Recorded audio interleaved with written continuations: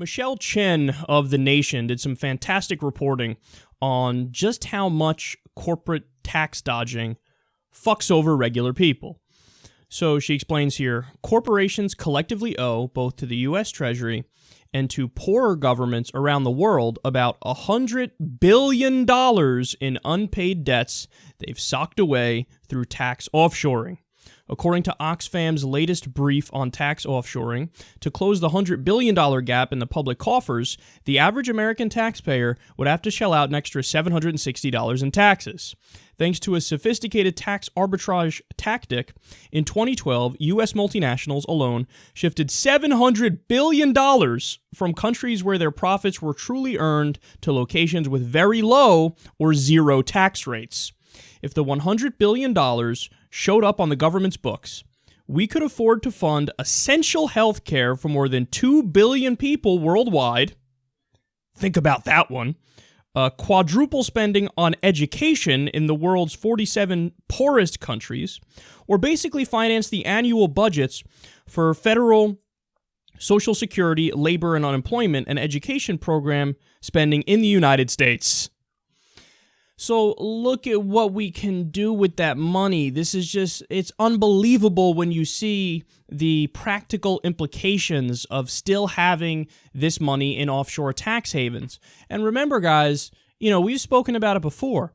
This is only one way to raise funds for things that I would argue are necessities, not only for the American people, but for people all around the world. So healthcare, education, I would argue something like paid vacation time, maybe a universal daycare system, which other modern nations have as well. The United States, of course, does not have it.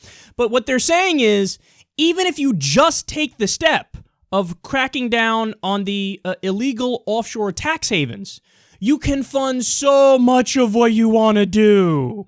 We haven't even breached the conversation of cutting back on the ridiculous amount of military spending. We haven't even breached the conversation of cutting back on, for example, pork barrel spending. We haven't breached the conversation on cutting back corporate welfare, for example, tax subsidies that are unnecessary.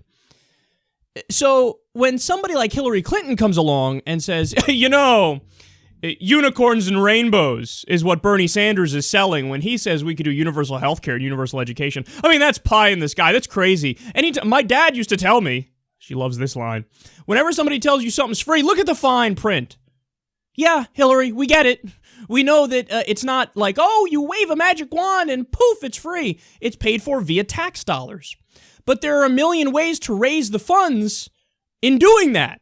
One of the ways to do it is to shut down offshore tax havens that allow giant multinationals to dodge paying their fair share of taxes. But again, she acts like it's this crazy thing and we don't have the money for it. Isn't it hilarious? Anytime we talk about programs that are for the American people, for poor people, for middle class people, for regular people, all of a sudden, dollars and cents. Oh my God, somebody, let's get a calculator. Let's crunch some budget numbers here. Are we going to run in the red? Oh my God, is there going to be a deficit? This is horrible. We can't allow that to happen. But when it comes to all the things that we should care more about fiscal responsibility, nobody even mentions it. Nobody ever said, the airstrikes that we're doing in Syria and Iraq, put aside for a second whether or not they're working. Okay, that's a separate conversation. I don't know if we have the money for that. That seems pretty expensive when we keep bombing every single day, day in, day out, and it happens for months, for years on end. Nobody ever says that. Nobody ever says, hey, $4 billion a year in a subsidy, in a corporate welfare check to ExxonMobil. I'm not sure we can afford that anymore, especially since they're one of the most profitable corporations on the planet. Nobody says that. Nobody ever says that. Nobody ever says, hey, man, we spent trillions of dollars on the Iraq war. Perhaps that was... putting aside the moral angle of it and the fact that it was an illegal war and it was just wrong, maybe we can't afford that. Nobody ever said that.